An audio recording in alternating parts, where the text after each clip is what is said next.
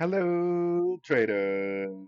Today is Friday, July 11th, and this is my analysis for the Euro US dollar. And we're going to start off on the 4 hour time frame because the 4 hour time frame is really where we can see the lower highs, lower highs, lower highs, lower highs, lower highs. I do still think there is a chance this whole move down could be a correction to like the weekly, monthly time frame uptrend.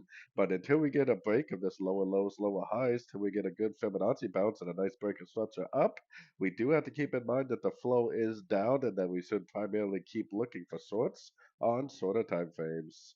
Going down to the 1 hour time frame, we got a little bit of an impulsive move upward going on right now, but we kind of need to assume that this is all just a pullback to the last wave down unless it goes all the way up and breaks this structure. The only thing that's going to turn me back into a buyer is seeing a break of structure. If it breaks and holds above structure, I will start looking for longs after the break of structure and after the pullback that would come after the break of structure.